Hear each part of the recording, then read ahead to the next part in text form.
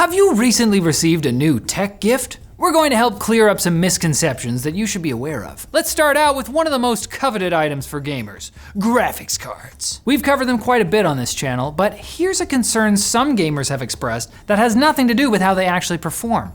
Could a GPU be so heavy that it damages your motherboard? Should you shy away from buying the high-end GPU you've scrimped and saved for fear of it collapsing before your very eyes? Certainly, we can see where these worries come from. There are plenty of photos online of PCI Express slots that have been straight up ripped off of their motherboard due to a heavy graphics card just collapsing. And the largest consumer graphics cards these days weigh around 5 pounds, which certainly isn't light by any stretch.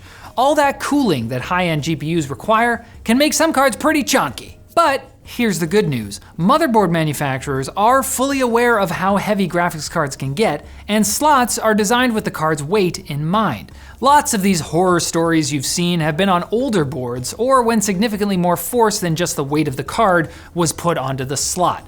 This can be the result of someone trying too hard to insert or remove a card, or neglecting to remove the card before shipping or otherwise relocating the PC, where extra force can be put onto the slot if the PC gets bumped or jostled around. You should have secured me! As long as you remember to screw the card into the case and don't put extra force on it, you should be just fine even with the heaviest of cards.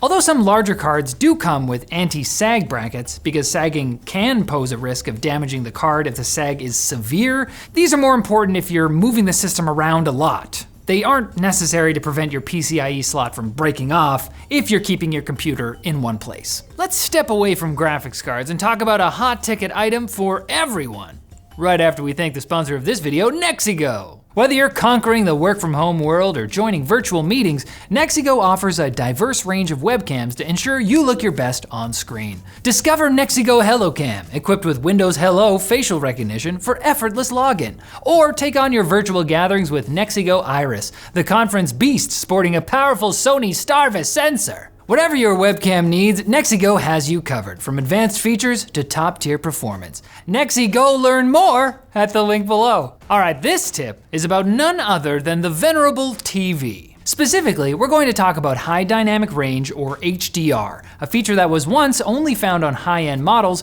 but has now trickled down to even budget TVs. But are you actually getting a good deal if you buy a discounted model that prominently advertises HDR support? The answer might be no.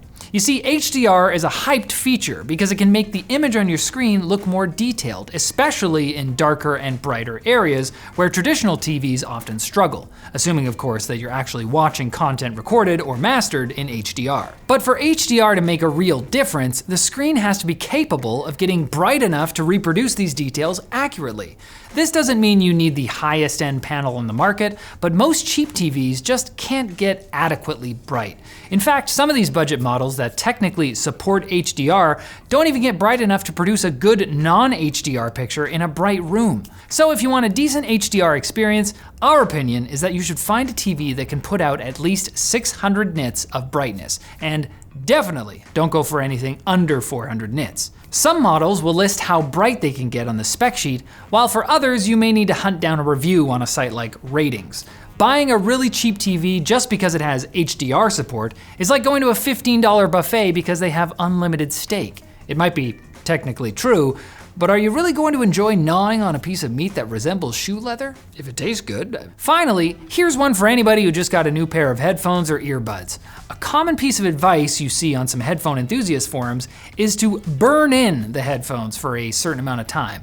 We're talking 40 hours or more of playing music, white noise, or frequency sweeps through the headphones before they're ready to listen to. The theory is that burning the headphones in will soften up the internals and allow them to respond more quickly to inputs, thereby producing a better sound. Kind of like breaking in a baseball glove until it becomes more pliable. But think about this. A softer headphone driver also won't stop moving as quickly, which would result in worse sound quality if you follow this burn-in logic. Furthermore, independent testing has already shown that various enthusiast-grade headphones showed no perceptible difference in sound quality after lengthy periods of burn-in. Any perceived difference is likely due to a placebo effect, or a phenomenon some enthusiasts call brain burn-in. which is much more dangerous. This is the idea that after using an old pair of headphones for a long time, you get used to their sound. So when you switch to a new pair, the new ones don't sound neutral, leading you to think that they need to be burnt in, when the reality is that you're just not used to a different sound signature. So the takeaway here is just to go ahead and start enjoying your headphones as soon as you take them out of the package. You gotta take instant gratification in life, the rare times you can get it. And I am instantly gratified to see that you have watched this whole video. How amazing, thanks for watching. Like the video if you liked it, dislike it if you disliked it. Check out our other videos, comment below with video suggestions, and don't forget to subscribe and follow.